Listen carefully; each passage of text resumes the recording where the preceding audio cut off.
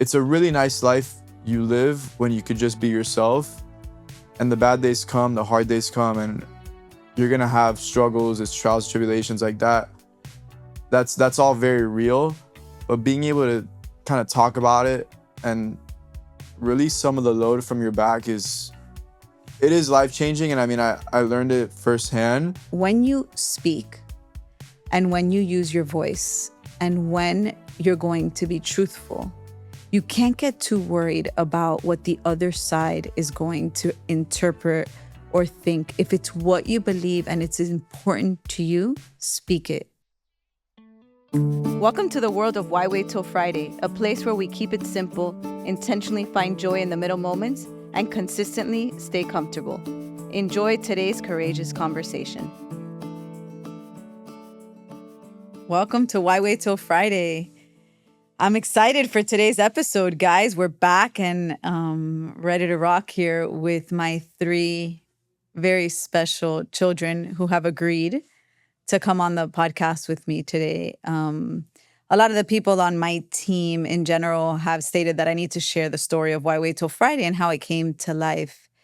And giving it much thought, I figured that the best humans that could bring me to the world are them, as I brought them to the world. So let's get started. These three amazing kids, Lucas, Bella, and Derek, are going to ask away, have a very courageous and curious conversation with me to kind of bring to life how this movement that I'm so passionate about came to life. Enjoy. All right, guys, let's do this. Let's get started. Get curious and courageous and ask away. So, like, obviously you have like ups and downs in your business. Like, what pushes you to keep on going? Oof. Truth, you guys. So absolutely, in anything that you do from the beginning, anything that can come to the world and be accepted or not, can cause people that you thought would support and love to back away. It's definitely a risk. I think more than anything, Why Wait Till Friday is unemotional risk. And every time that I feel like quitting or giving up, or I think I'm not good enough or not worth it, something happens through the eyes of the three of you that really reminds me that I need to pull through, because that's what I tell you guys to do. And if there's anything that I want to leave behind through this movement for you guys, is that if it's a dream, make it happen. And the same way that it's through you that I get inspired, I'm hoping to inspire you. Did that answer your question? Good answer. Good question, too. I'm going to backtrack a little bit and kind of get to the root of it all. I'm assuming most people know what Why Wait Till Friday is if they're listening to this, but I think it's important to take into account the people that don't know what it is. So if you had to describe what Why Wait Till Friday was in its simplest, purest form, in the least amount of words possible, how would you describe it? Whew. As you all know, I'm not simple, but I encourage Why Wait Till Friday to be simple. So thank you. That question's pretty on point. I think Why Wait Till Friday is all encompassed in the statement that I want people to know that they genuinely have more power and control of their internal self than they ever can imagine. So if Why Wait Till Friday leaves a message and a mark, it's to make sure that the world knows that they own the internal self, regardless of what's going on in the external. Pretty good. You beat my word count, so that was solid. So I was recently thinking about how inspired I am by your ability to continue to fight for making sure that this brand is known and making sure that it gets out to the people that you feel need to see it and know it. But for so long, it wasn't. And it's just recently now that it's starting to reach people. And I saw you recently did this great thing with these schools recently, and that was just wonderful. But I was thinking back to all the days and years that you've still been doing this, even though nobody was telling you this is a wonderful idea or I believe it too. And I think there's so much power, and I am just really inspired by it because sometimes it's hard to keep going even though no one is telling you that your idea might be great, but you still do it. So why and how? Why not? So I think I learned early on as a mom, and I'm gonna focus it on that because I think a big and we'll probably get to this with all of your questions, but a big shift in my life for me was becoming a mom and the responsibility of bringing you guys to this world and what I really wanted to make sure you as humans would become, right? And a lot of that means the why not model, right? Is if there's something you believe, if there's something that changed your life. So for me, I quietly lived Why Wait Till Friday through the pages of my journal in fear of what the world would think of it, but certain in what it was doing for me. And I got to a position in my life where I realized that was selfish. Because as a clinician and as a practitioner, people came to me with their stories and people came to me to guide them, to support them, but it was one-on-one. And then all of a sudden I came up with this concept of Why Wait Till Friday, and I started to live it, breathe it. I became enthralled in this concept, and truly it changed my internal self. It's imperfect. And I think that's the beauty of it, that I'm still who I am, but this movement has changed my perspective and my ability to regulate my internal person. And I think it's a duty and an obligation to scream it to the world. And I've learned that those who belong will join. And those who need to try to fit in, I don't want them to come. And that's okay. And it is in the silence and my action through silence that prepared me for what this was supposed to be.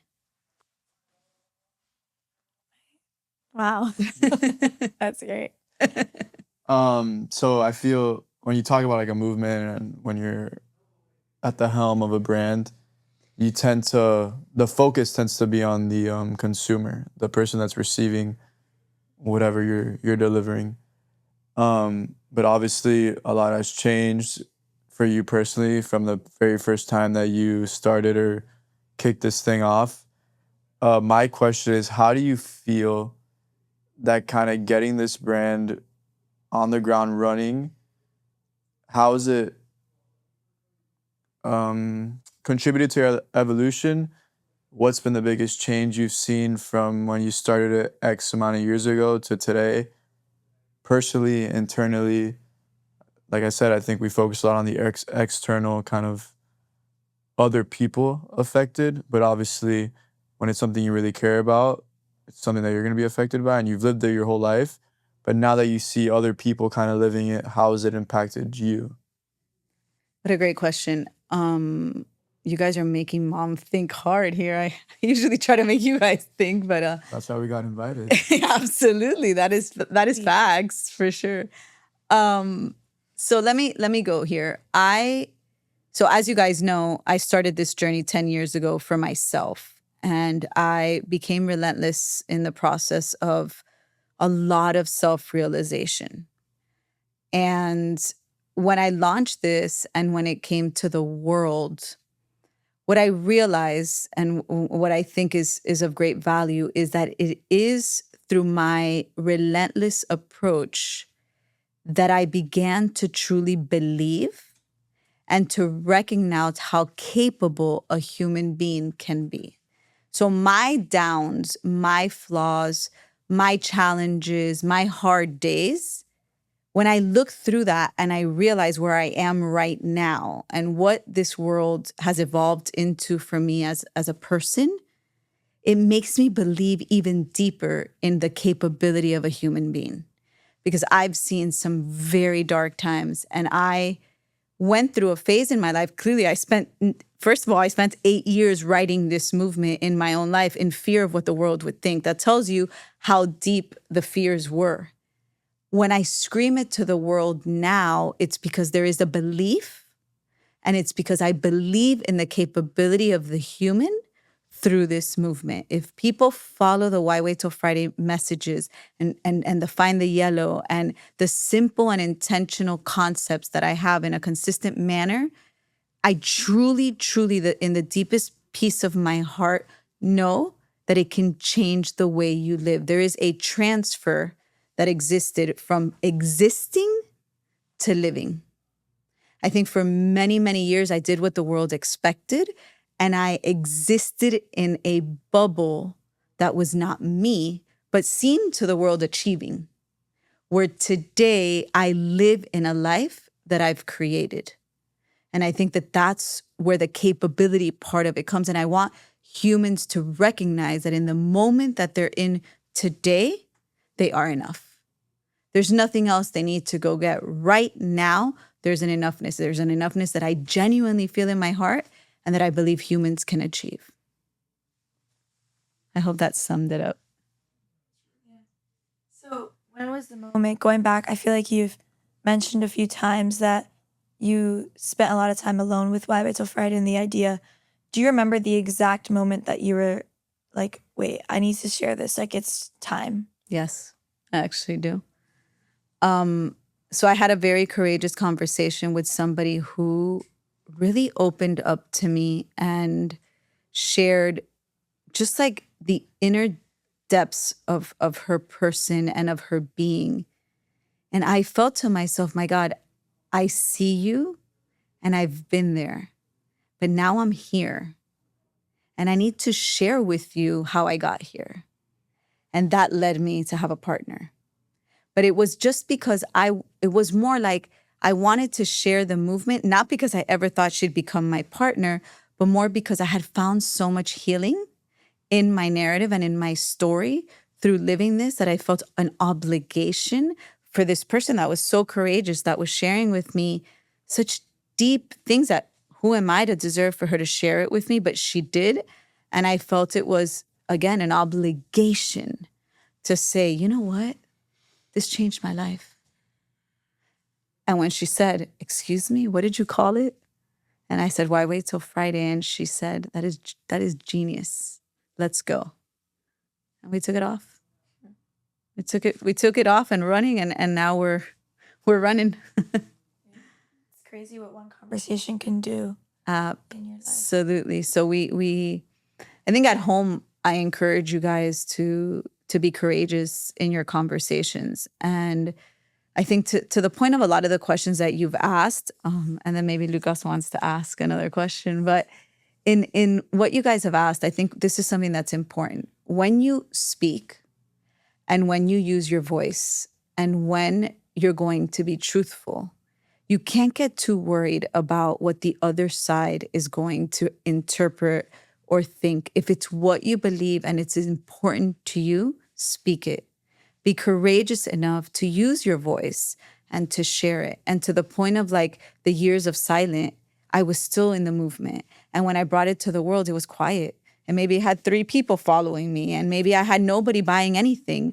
And nothing was really going on, but everything was going on. Because it was in the silence that I realized how important this movement was to me. And it was in the battle too that I learned the capability of. And I think it was intentional. The universe needed to prepare me to remain humble, to continue to do this from the heart. I'm never going to change that it's coming from the heart. So you never worry about how they'll take it. You just keep giving it. And somewhere down the road, you're touching a life. And even if it's one, it's a life that you're touching. And that's where the inspirational piece of all of this, which leads like from that courageous conversations that I always tell you guys to have. Because, you know, I think in the conversations earlier when we got here, and I don't think it was by accident, there was like this thing up, somebody said, I don't know who said it, but was like, just show up. And if you keep showing up, you end up where you belong. But you gotta consistently just show up. So. What do you think like your younger self would like say about this movement? All right. I said I would cry today. I knew I would. Wow.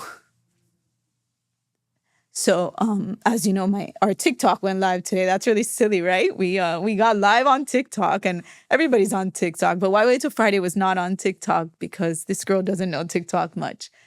And when I looked at the slide and I read the language on the slide, it really wasn't about the slide. It was about that. It was about like, what would 15-year-old Jess say today to this woman who has so courageously stood up for what's right, stood up for people's internal well-being, even when it's cringe and even when it's OD, like you guys tell me. I think that young girl who was so sad and so empty and in search of so much more would probably be screaming in pride and saying like, wow, you shocked me. And I think that that's the bottom line of Why Wait Till Friday, is that behind the scenes, there's someone who gets it. And there's someone who's been through the hard and still goes through some of the hard. But when you keep it simple, you stay intentional, and you're consistent, you can achieve it. And achievement doesn't mean 100 million followers. Achievement means that one person that reaches out and says, you touched me. You made a difference. That one person that buys the product and then writes you a message and says, I need more because I put it on every day and I know that I can live beyond my limitations. And so to answer your question, that young girl is shocked by this woman's capability and proud and wants to tell all the other 15-year-olds out there, you can. And it's not just cliche, it's you can. Believe it, do it, act towards it, and things will happen. So that's what I think would be happening if she was here. I feel like Why Wait Till Friday stems a lot from your journey of flipping that darkness into helping others and finding a purpose in a different way, because maybe helping yourself wasn't necessarily the easy way. And so I feel like you kind of have, I mean, I'm obviously your daughter, so I know, but you've diverted that into helping others. But there was a point in your life where you were probably like 20, you didn't have kids, but you had to make that choice to make that change. Where'd you find the courage, and how did you just feel like do you remember the moment or the time where you were like, I can shift this, I'm in charge? That's so interesting because it's actually a funny story. And I remember it clearly. I was in college and I was studying social work at the time. I always knew very young in my life. I remember in 8th grade, the superlative for me was most likely to be a counselor. I always, I struggled a lot with self-worth and just like confidence and a lot of other things. But I always knew that I wanted to help people from a very, very young age. And then I remember I got to college and I excelled tremendously. I was just really good at that, like, ability to listen and guide, and I did really well in my classes. But I still always struggled to believe in myself. And then one day there was this really cute security guard at FIU where I went to school who used to like walk the hall, and I would always see him. But I never in my life thought he would look at me because I really would never felt worthy of a man like really like loving me. I was in a relationship that was very what I call vanilla, but it was safe and it was comfortable. But I was walking one day and I get to my car and I have a Post-it on my car with a phone number and says, if you're willing to call me. At the time, there was no cell phones. It was just beepers. And I never called him or anything. But I remember thinking I was seen. And as shallow as that may seem, it gave me this idea that somehow maybe I wasn't what I thought I was. Maybe what I thought I saw in the mirror wasn't true. maybe what I had heard for so long wasn't real. Like maybe I could be what I dreamed to be.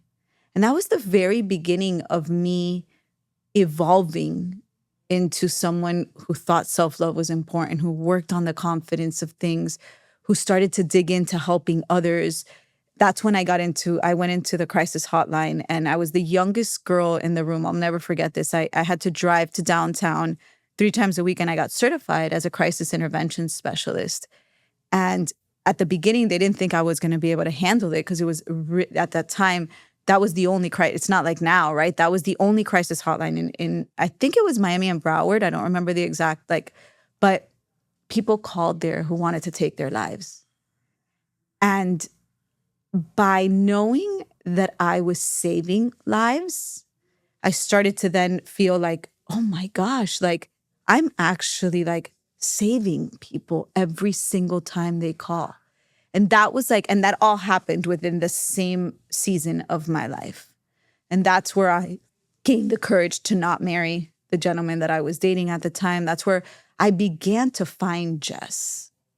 I always feel like Jessica was the girl back then, and Jess is who I am today because there's such an evolution. But without Jessica, there is no Jess. And that's important for me, right? Is I never forget where I come from, for sure. So kind of moving from personal experience and personal talk to like the business side of things and the entrepreneurial side of things. We do this at the table a lot, kind of just high and low of the days. It's a simple conversation, but it really forces you to like kind of reflect on the last 24 hours. And it's great to celebrate the highs, but it's also great to talk about the lows. Just helps with perspective and kind of overcoming whatever that day threw at you. From the inception of this conversation that kind of started what Why Wait Till Friday is to now, if you could kind of, it doesn't have to be the low or the high, but the first low that comes to mind and the first high that comes to mind, and kind of how you used each of those experiences to kind of grow and evolve, because they're both obviously learning moments in the experience of being an entrepreneur, being a business owner, being at the helm of a movement. Highs and lows, right? As you guys know, I believe that the bulk of the story is in the in-between, right? So I could tell you a lot of stories about the in-between, but the high and the low. So in all honesty, I would say the greatest high was this morning's TikTok, where I saw everything that I envisioned finally come together in the right language, with the right taste for the heart of this, with like someone got it, and someone that is creative and able to put it to the world, because there's been a lot of failed attempts to that, right? So here we are on the high. The low,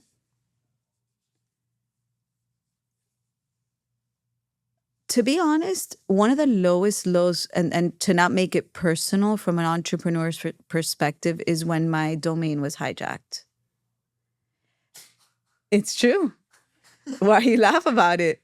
Because you're not good with technology, so I can imagine how that could Yeah, be exactly. Right. a deep low. That was a deep low. That's for sure. So when I woke up in the morning, And the word technological. right. That's right. That's right. That's what I can't get my hands on, right? So what I have to delegate Yeah, of course. is hard for me to begin. And that's a really good point, because I want to talk a little bit about that between all of us, is like how we're overachievers as a family. And I want to go there after. But so the day, I'll tell you the truth. So I'll tell you why. So I hired a company that supposedly was like really, really well known in the website management business. And I went over budget. I totally like overextended myself with the highest of hopes when I hired them. Big learning experience. And when what happened where they overbilled for something, and I argued it and rebutted it and had to get my attorney involved. And they hijacked, I didn't even know this existed, right? Because as you said, I am technology impaired. When I deficient, okay. When my partner and I realized that everything we had put together was gone, and that they literally were like ransacked and said, if you don't pay this amount of money, and they upscaled it by I don't know how many thousands of dollars, you're not going to get it back. It was like the universe was screaming, stop, give up, stop, like get over it. You can't do this. And there was such a like defeated thing.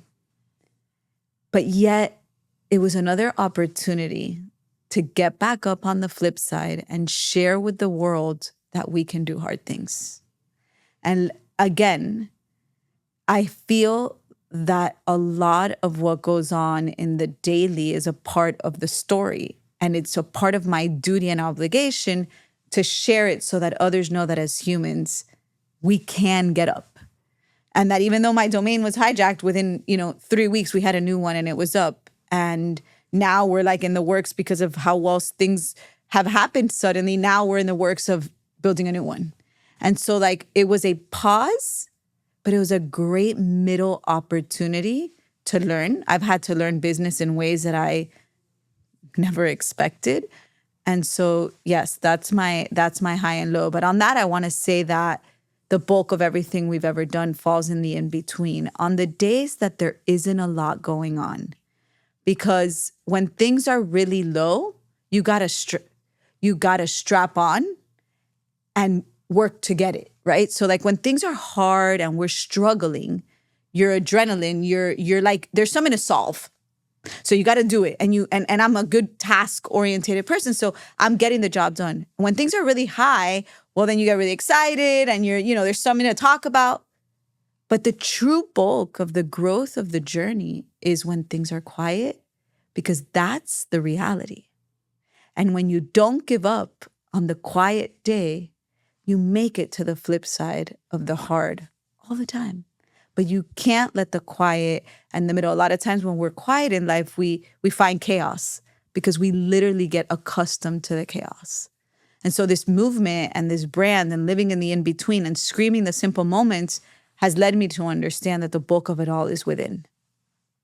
So What do you think like the future holds? what does the future hold? From a brand perspective, I think that the future will continue to use me as a tool to help others. I think the brand is the engine that allows me to be in the face of the world. I think the products are fun. The messaging is enticing because why wait till Friday? Find the yellow. It captivates people, but the real movement is the language behind it. So what I see the future is I will continue. I think I will end up in the face of so many more humans and be able to touch and encourage people to find the joy. And like going into Why Wait Till Friday, was that your goal, or was it like less of that? It's interesting. So when I first went into this, I don't know if I really knew what I was getting into. I just knew that I wanted to bring it to the world. And yeah, like I think I was distorted. I think at the beginning it was all big talk. Like, let's do this and let's do that and let's reach these people. And the universe very quickly brought me back to the in-between and helped me to realize that it's one life at a time and that it's one move at a time. And that has been very settling for me. That has quieted my impulsivity. It's allowed me to be grounded and fly all at the same time. So I think it has changed a little bit from the beginning, for sure. What's your biggest dream when it comes to Why Wait Till Friday?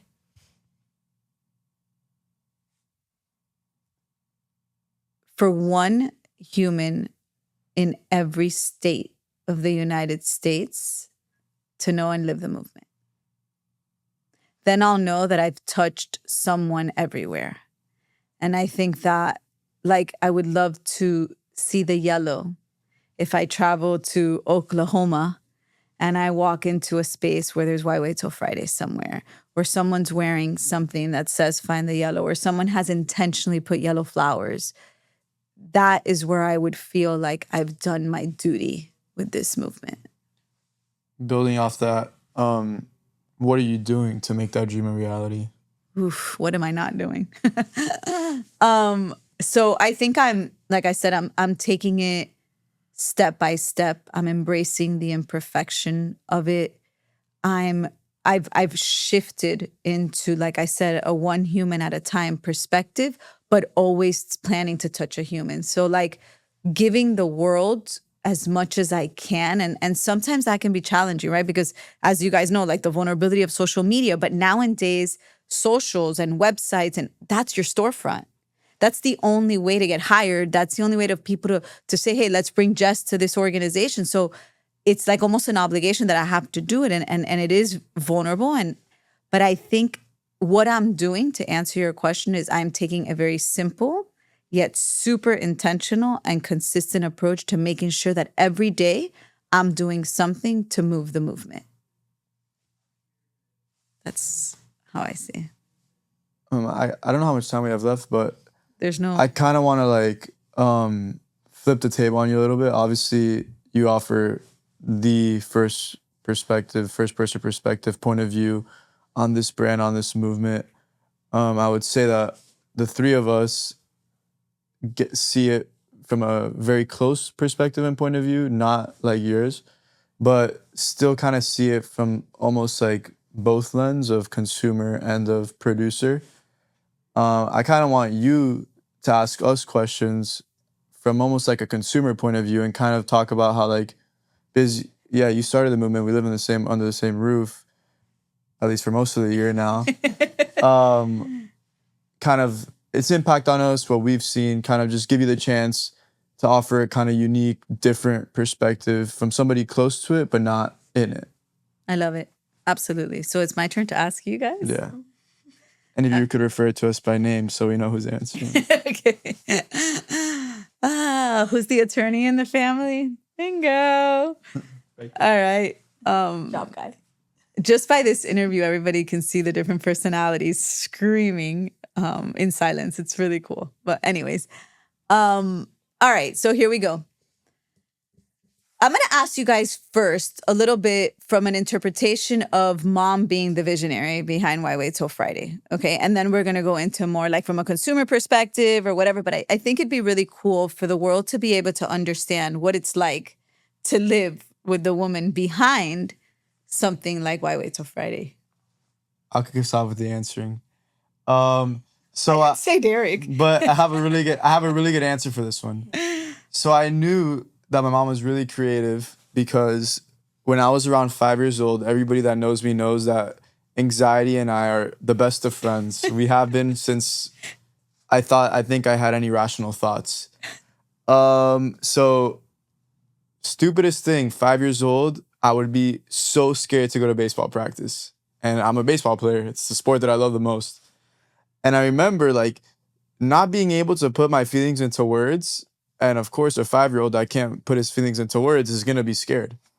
And I remember sitting in the car one day before practice, and mom's like, we got to put a label on this. And I was like, I don't know what I'm feeling. I'm like nervous. I have a little bit of fear. I don't know what's going on. She's like, boom, Nerf. Not like the gun, not any licensing issues here, but we called it Nerf. And for the rest of my life, even until now, whenever I go into a new situation, a new environment, I always pull back to that word. And it's the silliest thing ever, but it's always like, everybody always asks me. So like, besides live beyond, that is my life's mantra. I always tell everybody, like when I'm a little off, it's like definitely dealing with Nerf right now. Like for sure, that's the word. And it's been cool to kind of see the creative human that we were able to grow up with now on a more, I guess, broader scale, on a broader, like reaching a broader audience. I'm not really sure how this question started, but that's like where my mind went at first. So the creative part of it and seeing like the evolution of like us being the only ones touched by the creativity to now being able to have like friends of mine send me texts like of something yellow and being like, damn, that's pretty cool that you guys are so invested in something. And I'm not very like out there on social media. I don't really do a lot of stuff on social media. So like the fact that it's reached them without me having to be like some marketing agent has been really cool. So yeah, that's like my first thing that came to mind when I thought of that. I'm not sure if I'm laughing, crying. I want to get up and hug you. Thank you for always, all of you, for the authenticity. You're just who you are, and that's what the world needs, right? Is for you to be who you are and for you to talk about things like Nerf. And it's true, it's funny you say that. There is a lot of creativity that I never even knew existed within me. And I think being a therapist and having to redirect people and offer people the ability to know how capable they are and to listen to someone come to me with a story of pain and be able to find the one strength within it takes creativity. But I never really thought that, right? I just thought, well, maybe I was meant to be a counselor, a therapist, whatever we want to call it. But in the recent, like last, I guess, year, and it even says it in my journals, it's like, wow, I'm more creative than I ever gave myself credit for. So thank you for bringing that to life and for sharing to the world that, yes, we named anxiety Nerf. That's actually amazing. I would say that it's kind of humbling, like in a funny way and not.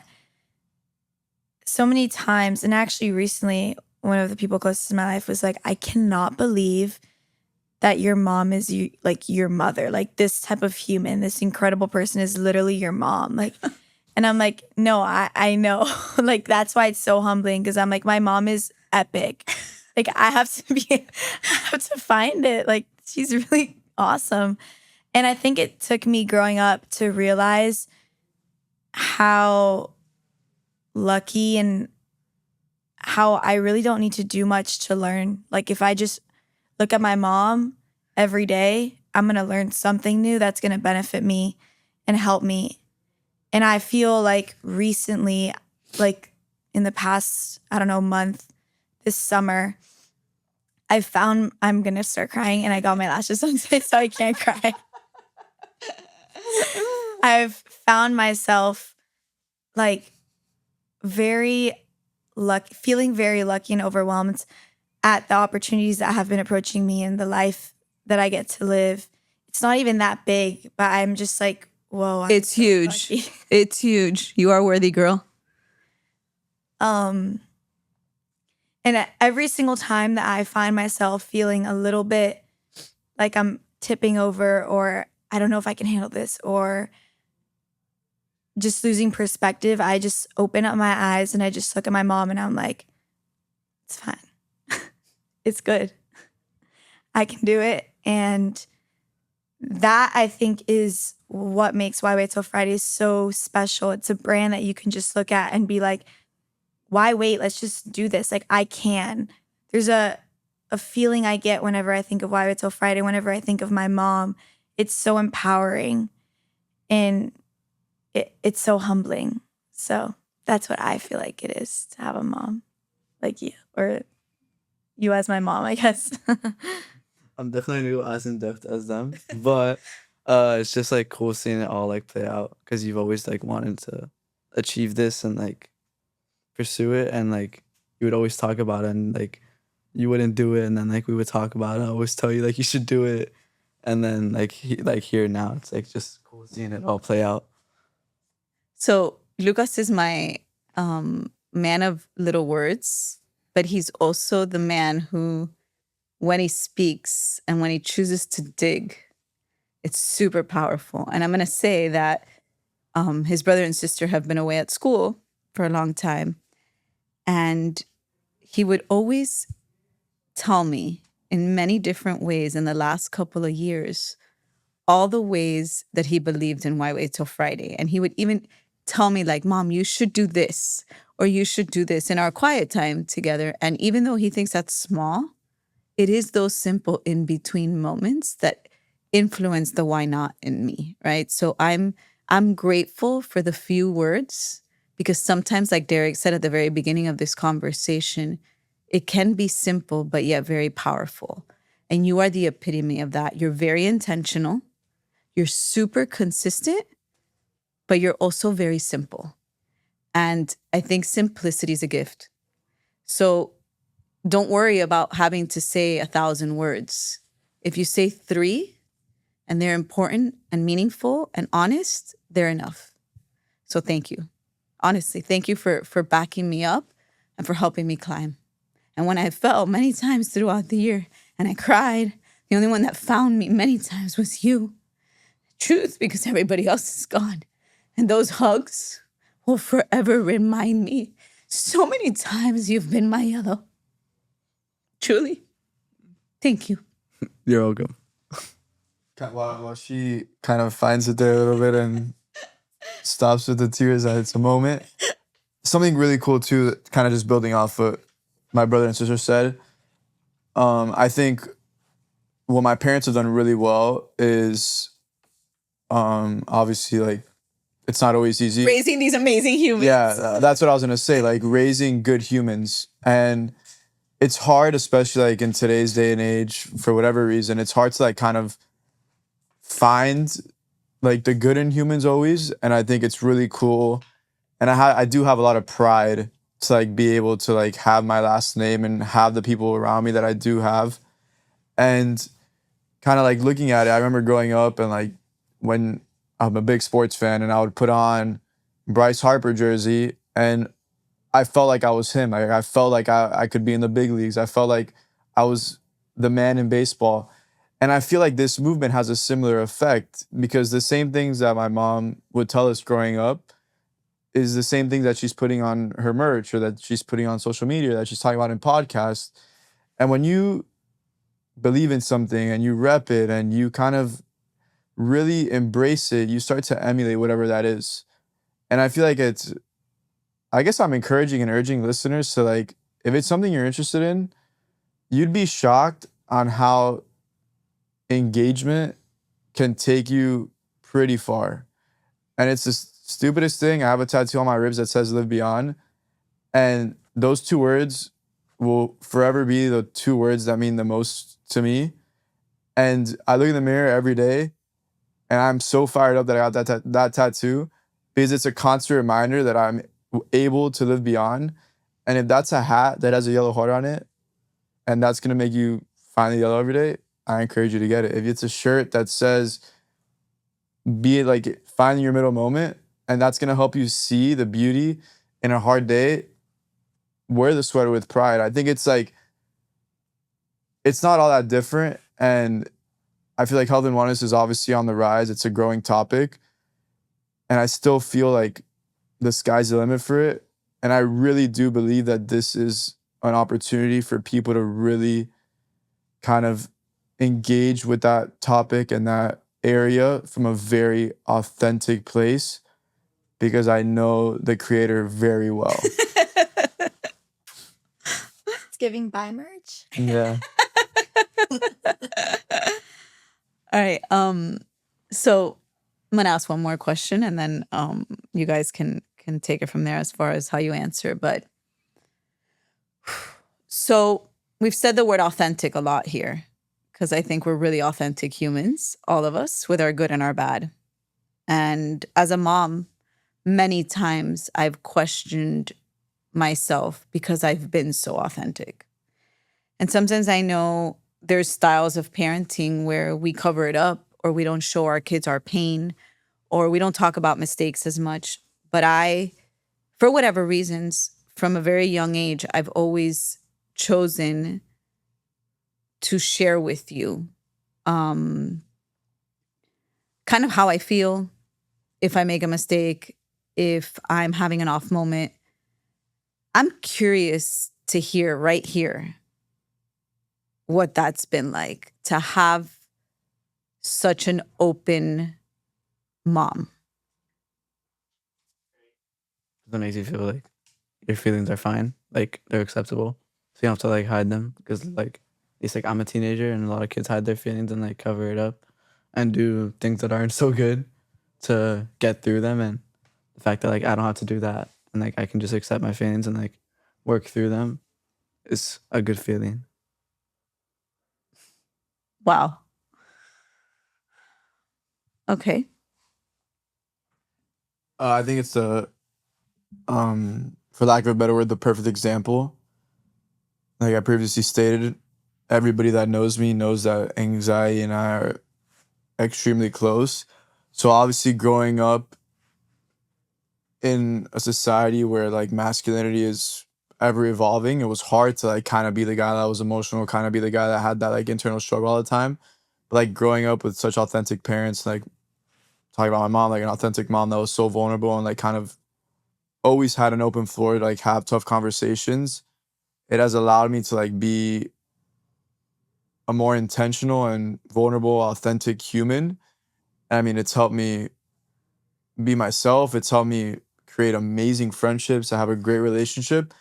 And I really do believe it's because I am so open to just anything and everything. And I welcome all conversation. And like everybody knows that like when they need to talk about something, no matter how great or how bad it is, like this is a judgment free zone. This is a place to be yourself. And I do credit a lot of like my success as a human being, aside from academics, aside from athletics, aside from everything that goes away and it's temporary, it has allowed me to be like the best version of myself as a human. So it is a great example that my mama said, and it's one that I hope I continue to like provide for my siblings and for my friends and for my girlfriend and for I hope one day my family, is to like be authentic, like be vulnerable. Like that's your greatest superpower. Like it is honestly, it's a really nice life you live when you could just be yourself. And the bad days come, the hard days come, and you're gonna have struggles, it's trials, tribulations like that. That's all very real. But being able to kind of talk about it and release some of the load from your back it is life changing. And I mean I learned it firsthand and it wasn't always easy, but I'm forever grateful that I was able to go home and like talk about my hard days and not feel like I'd get judged for it, not feel like I just get told get over it, like that. It was nice to be able to talk about it and be myself. And it is 100%, it gets the credit for who I am today. I'm gonna say that I have to give you the credit in a big way for introducing me to this gift of motherhood. And at a very young age, you came wise. And what we called nerf and what you're talking about here at the very early onset as a mom, my goal or what I thought I was supposed to do was save you from that and get it to go away. And then I learned that if we could embrace it and we could accept it and we could allow you to become bigger than any of it, you would conquer. But I learned that through being your mom. And still to today, every day I learn a little bit from watching you evolve into what you are today. And I always tell you, like, you introduced me to the greatest job that I will forever have. And it's being your guy's mom. So thank you. I'll say for me, that openness that you've always had with us is the sole, well, that you and Poppy have always had, that we've had in our home, is the sole reason I am where I am today. I feel like I have been dealt very interesting cards.